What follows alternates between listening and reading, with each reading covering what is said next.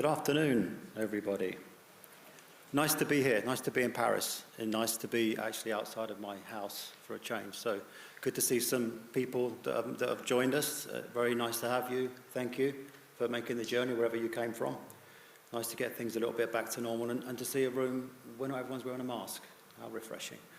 So I'm going to walk you through a little bit about Syntacore, what we do, why we do it. And I have my colleague, so my name is John Hartley, I'm Chief Commercial Officer. I have my colleague Hugo Deschamps, he's the applications, he's an RTL lead design engineer. He's based here in France, in the south of France, on the Riviera. Very nice. Okay, so it's just me, and then I think two more presenters, and then all that's ahead of you is a nice bottle of Chateauneuf-du-Pape, or whatever is your preference. Okay, so a little bit about who we are, what IPs are available, some announcements that we're going to be making soon, some benchmarking, a little bit about the environment where we develop and our tooling, and then a summary. So I'd be happy to take any non-technical questions. I'm just a humble sales guy, and who can help you with the other things. So what we do is we license state-of-the-art Risc-V cores. That's all we do. So Syntacore was founded exclusively to work in Risc-V. We don't do anything else. Pretty much all our IPs are silicon proven. They're shipping in volume. We have many, many years of experience. A lot of our team came out of Intel. We have full SDKs, full support for software, for hardware, lots of samples, lots of evaluation platforms, and lots of collateral and information you would need to get started. So full service, CPU IP for customers' needs. We go over and above when it comes to supporting customers through the transition. We're primarily focused on moving people from the ARM space into Risc-V. So our friends at Sci5 and Andes and Codasip and others have cores the same as we do. We're not competing with them. We're trying to help customers move away from ARM, or to help them move away from their proprietary Risc-V cores, and we do that by offering a full suite of services and IPs. So in terms of the company, we're headquartered in Europe, in Cyprus. We have an entity in the UK and also in Asia. Just to address the elephant in the room, so for those of you that know Syntacore, our R&D is in St. Petersburg and in Moscow. So obviously there's a whole raft of challenges that are going on in that part of the world. I'm not here to preach politics, just to tell you that as far as our business is concerned, we're expanding. We're still working with European customers, North American customers, Asian customers. IP is not sanctioned. The sanction is on financial, is moving money in and out of Russia. So obviously, as an international company, there's ways that we do that. But we are expanding. We're growing our resource, we're growing our team, and we're expanding our roadmap. And we have people in Europe. Hugo's in Europe. I'm in Cambridge. We have people in Taiwan. We have people in Hong Kong and people in the US.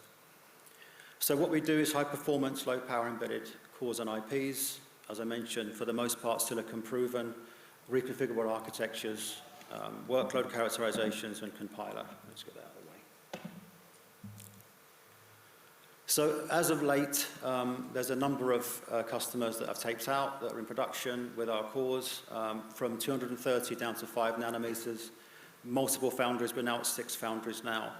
We've done some very large, complex designs, 56-core heterogeneous SoC on 7 nanometer was a recent one, and a battery-less SoC at 22 nanometer.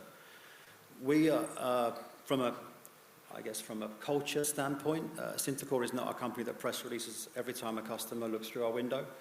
So we have many, many customers, large multinational customers, who we reference as opposed to press releasing. So it's quite a surprising list of people who use our core, and we're happy to introduce customers to our customers.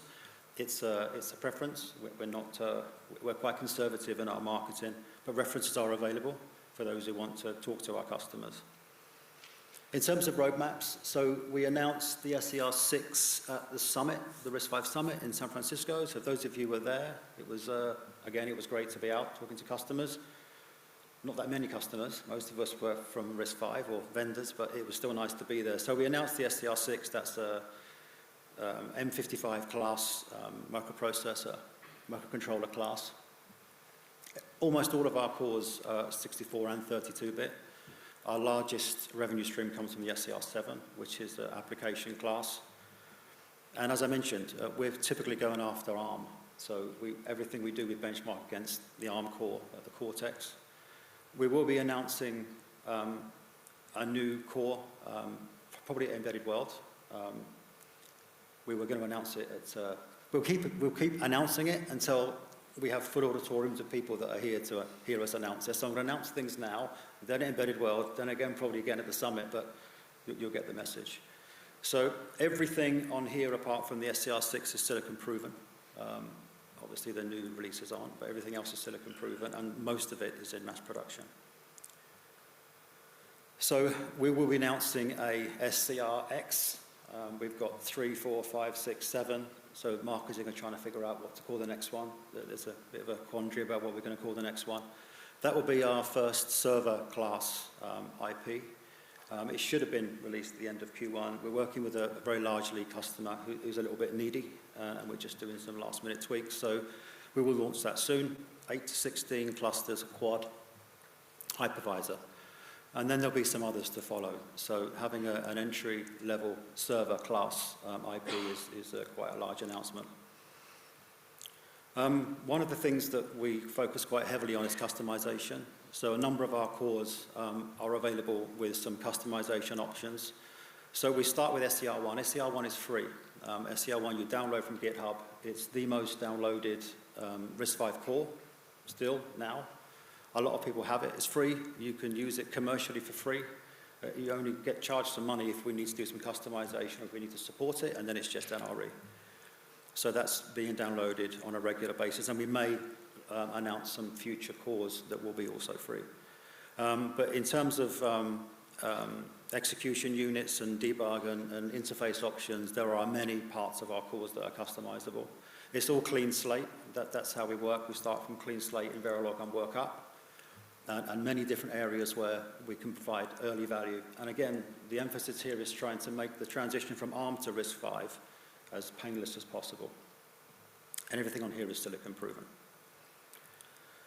So again, announced at the summit, SCR6, that's ARM Cortex M55 class, 1.5 gigs in 28 nanometers. It was missing in the roadmap. It was the only one that we didn't have that put us in a category to compete on those lower mid-end cores.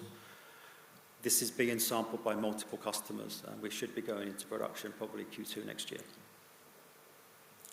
And then the SCR7, that's our most commonly used core. That's an A55 application class type Cortex device. 16-bit now going to 16, sorry, 8 cores going to 16 cores, probably Q2, Q3, hopefully this year. 1.5 gig at 28 nanometer. This one we've benchmarked against an A53 ARM core, and on all the parameters that matter, we were nearly 20% better than ARM, and significantly cheaper than ARM because we don't have to have a huge outlay in terms of tooling. ARM then benchmarked the A55 against the A53, and it was 15% better. So we're either 20% better than the 53 or 4% better than the 55, but either way we're better and significantly cheaper and easier to work with because we will get out of bed for less than $10 million. So for SCR7 and or other cores, we have Xilinx dev boards and evaluation boards that are very easily accessible. All the links are in the presentation. Everyone gets the presentations? Yeah. So available from multiple different vendors. Again, it's our most commonly used core. In terms of key benefits, application class, Linux capable multi-core, turnkey CPU specialization, open source SCR1 free, just to get the customers the flavor of working with Risc-V, which we find is a nice way to break the ice. Very, very experienced team. We have more than 100 people working at the company, and at the moment we're looking to likely double that in the next 6 to 8 months. So growing very, very fast. In terms of software development, everything you would expect. Most of this is table stakes. We have the environment pretty much covered, multiple different partners, Linux, Windows compatible, and then working with the typical people you would find in software, most of which are Risc-V members, and all working closely with us.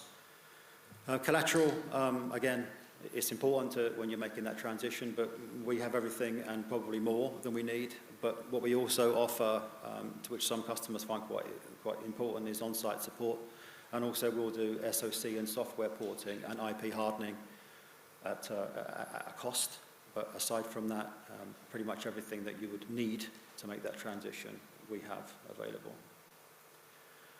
So fully featured open source, lots of third-party tools, open SDKs, extensive collateral, and dedicated support. SCR1, as I mentioned, the most downloaded Risc-V core on GitHub. That's where you get it from. All the other cores up to the 7, just email evaluation at Syntacore, and we will give you that for free as an evaluation agreement. And then after that, we will start talking about what you need and when you need it, and that's when it's going to start costing some money. So high quality Risc-V, that's all we do. We don't do anything else. We've never done anything else. There's no plans to do anything else. We're a founding member from 2015 and became a premier member this last year, just before the summit. Silicon proven, shipping in volume, turnkey customization, lots of collateral and lots of support. And it's top down, socket compatible, and Linux capable multi-core CPU. That's it. And I guess the key message is that obviously it's a very, very challenging world we live in right now. Lots of terrible things are happening, but we have a business to run, and we are still working with customers, we're growing, and we'd be very happy to talk to you about how we can help you. Thank you very much.